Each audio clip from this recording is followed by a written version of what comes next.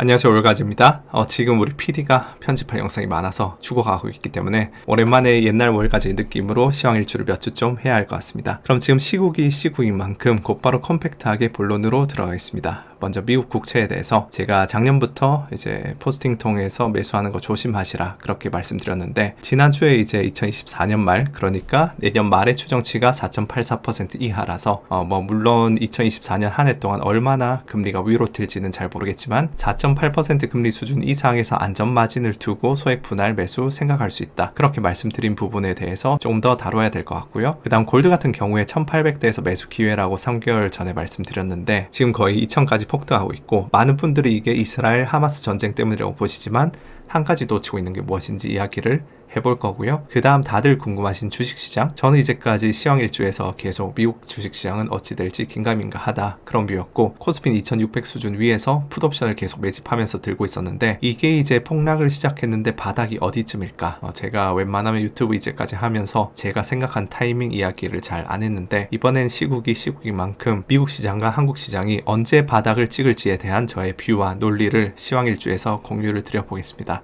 그런데 그 전에 30초만 홍보 두 가지 좀 하겠습니다. 제가 이번 주에 하버드 정치학 박사 졸업하시고 싱가포르 국립대학에서 교수로 재임 중이신 국제정세 찐 전문가분과 이틀에 걸쳐 컨텐츠를 찍었습니다. 미중 패권 전쟁, 대만, 남중국해 문제, 그리고 그 속에서 동남아의 중요성에 대한 컨텐츠고 11월부터 방영될 예정인데요. 5부작으로 유튜브에서 먼저 방영되고 벨리 AI 플랫폼에서 국제정세 관련해서 교수님 모시고 라이브 방송을 할 예정입니다. 그래서 많은 시청을 해주셨으면 좋겠고요. 두 번째는 제가 벨리 AI 플랫폼에서 지금 강의 진행할 것들이 내년까지 엄청 많아가지고 이거랑 유튜브랑 병행을 좀 하다 보니까 저희 PD가 지금 죽어나가고 있어서 PD를 추가 채용하고 있습니다. 그래서 이제 스텔라가 이끄는 저희 뉴로퓨전 회사의 미디어 팀을 확장 중이고요. 유튜브 커뮤니티 포스팅에 공고를 올려놨으니까 많이 지원을 해주셨으면 좋겠습니다. 어쨌든 그럼 이 중에서 이제 골드부터 이야기를 좀 해보죠. 월가지 유튜브를 봐오신 분이라면 이제 제가 골드를 거론할 때 무슨 이야기를 할지 다들 아실 겁니다. 몇 년째 똑같은 이야기를 하고 있기 때문에 골드는 실질금리와 80% 역의 상관관계를 가진다. 많은 사람들이 골드는 안전자산이라고 생각하시는데 사실상 골드 움직임의 80% 이상은 실질금리의 움직임으로 설명 가능합니다. 그리고 실질금리는 명목금리에서 인플레 기대치를 뺀 수치로 보시면 되겠죠. 그래서 올해 초 1월 말에 제가 이제 40주간의 시황 일주 시작하던 초기 1, 2주차 때 기억하시는 분들이 계실지 모르겠는데, 그때 제가 연말에 그렇게 보유하고 있던 골드를 전부 1900 즈음에서 익절을 했었습니다. 그러고서 18주차 때 다시 골드 매수 준비 중이라고 말씀드릴 때 연준이 피봇을 하는데 인플레 기대치가 조금이라도 다시 고개를 드는 조짐이 보이면 골드에게 이상적인 환경이라고 말씀드렸습니다. 왜냐하면 피봇 한다는 것은 명목금리가 거의 피크아웃 한다는 뜻인데, 인플레 기대치가 그때 고개를 들면 실질금리는 내리게 되겠죠. 그래서 골드에게 이상적 환경이 되는 것이고, 그리고 18주차 때 마찬가지로 골드 방향성에 대해서는 단기적으로는 하락 가능성이 높아서 1800대 오면 매집 시작할 거라고 말씀을 드려왔는데요.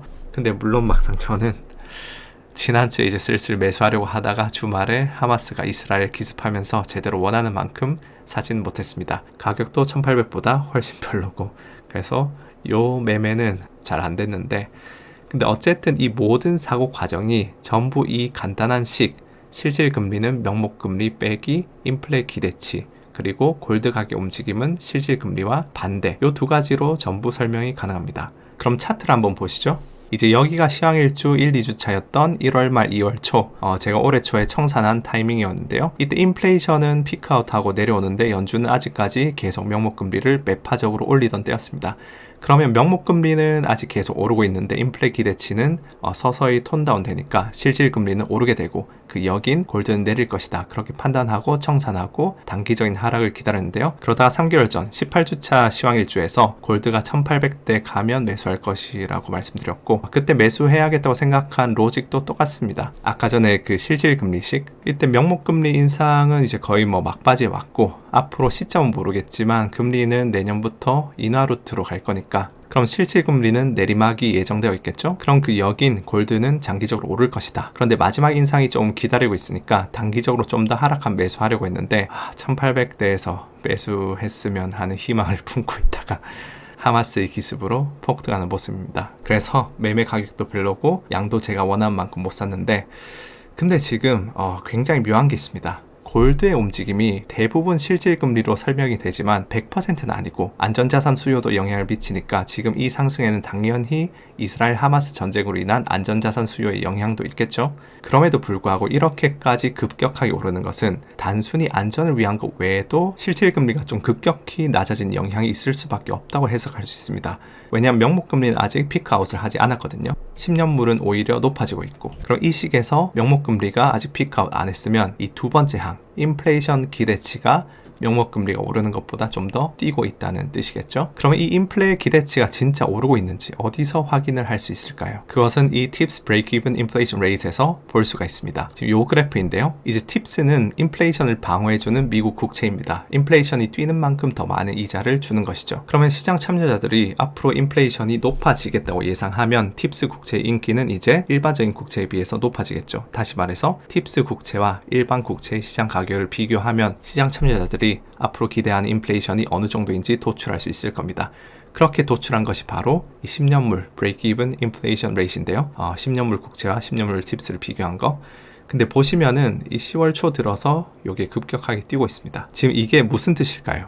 시장이 어쩌면 드디어 이거 인플레이션이 장기간 고착화될 수 있겠다, 그런 생각을 하기 시작했다는 것이죠. 이건 연준에게는 최악의 상황으로 이어질 수 있습니다. 지난 1년 동안 시장 참여자들과 연준은 계속 거의 동상이몽이었습니다. 시장은 계속 연준이 오래 못 버티고 금리 인하할 거다라고 생각해 왔음에도 불구하고 연준은 계속해서 고금리 기조를 장기간 유지하겠다, 그렇게 일관되게 말을 해왔죠. 연준이 이제 두려워했던 것은 인플레이션의 장기화, 그리고 그로 인해서 사람들에게 인플레 기대 심리가 생기는 것이었습니다. 근데 지금 그 조짐이 나오고 있는 것이죠. 파월의 최악의 악몽은 지금 이 그래프에서 이 장기 기대 인플레이션이 위로 치솟는 거라 할 수 있겠습니다. 지금 이 타이밍에 치솟는 이유는 크게 두 가지가 있을 건데요. 첫 번째는 아시다시피 이스라엘 하마스 전쟁이죠. 고유가 문제도 있고, 또 원래 평화는 디플레를 주고 전쟁은 인플레를 주는 면이 있습니다. 그 다음 두 번째는 미국 쪽에서 CPI가 한창 내려오다가 이번에 바닥을 찍고 고개를 들었죠. 지금 이게 CPI 그래프인데 잘 내려오다가 요게 바닥을 찍은 것처럼 하면서 다시 올라오고 있습니다. 그런데 파월은 인플레 기대 심리가 다시 올라오는 것을 절대로 용납하려 들지 않을 겁니다. 그런 관점에서 보면 며칠 전에 파월이 이제 매파적인 발언을 한 것도 전혀 놀라운 일이 아니겠죠. 그런데 무서운 점은 파월이 매파적일 수 있는 시한이 거의 만료되고 있을지도 모른다는 점입니다.